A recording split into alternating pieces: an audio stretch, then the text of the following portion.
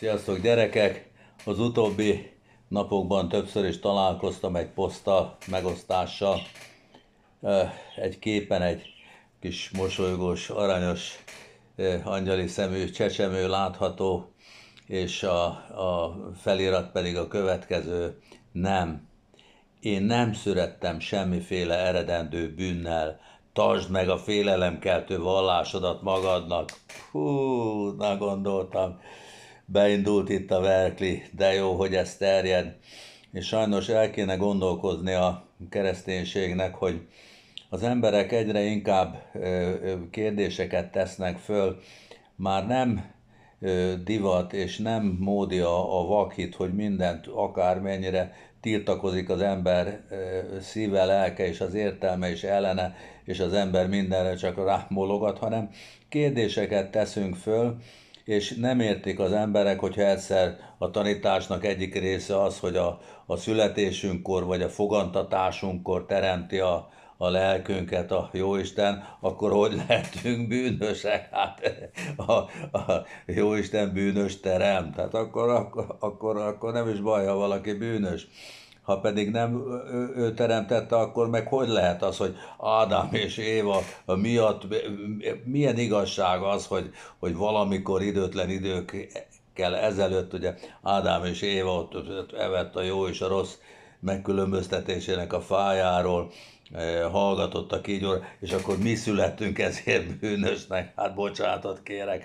Ez szerintem még a félelemkeltésnél is rosszabb, mert ez egy igazságtalan és logikátlan tanítás, és sokkal jobban járna a kereszténység, hogyha elfogadná a reinkarnációt, ami egyébként ugye az evangéliumokban szerepel is, hogy Illés próféta keresztelő Jánosban inkarnálódott, hogy Jézus előfutára legyen, aztán a vakon születettnél, amikor kérdezik a tanítványok, hogy hát ő vétkezett, vagy netán a szülei, hogy ő vakon született.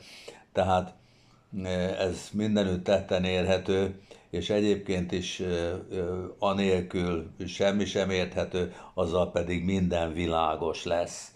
És ugye a katolikus egyház azzal érvel, hogy ott az a reinkarnáció, ez arra ösztönzi az embert, hogy majd ráérek megtérni, majd ráérek megtérni. Aki nem akar, az így se tér meg. És de a gondolkodó embereknek a jelenlegi tanítás az nagyon nagy fejtörést okoz.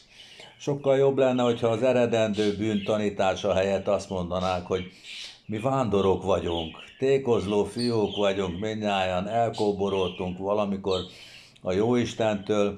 Ádám és Éva egy allegória, mindnyájan Ádámok és Évák vagyunk, mindnyájan elfordultunk a Jóistentől, és most itt a Föld egy közbőső állomás, ahol életek során kerülünk a nehézségek közepette egyre közelebb a Jóistenhez. Hát ő ezt így találta ki, így alkotta meg ezt a földi világot, hogy itt tudunk itt fejlődni, vagy fölfejlődni, vagy ő hozzá vissza térni, és ez sokkal hihetőbb és sokkal emberibb, mint az eredendő bűntanítása, amelyik igazságtalan. Ebben még valamilyen módon az ember bele tud nyugodni, és azt mondja, hogy vándorok vagyunk, sajnos messzire eltávolodtunk a Jóistentől, ezért ugyanazt a távot meg kell tenni, mert az nem elég, hogy az ember ott meggondolja magát, mikor már a moslék se jut neki a disznópásztorkodásban, hogy akkor na most hirtelen egy rips-rops menjünk vissza az atyai házba. Sajnos visszafelé is meg kell tenni az utat.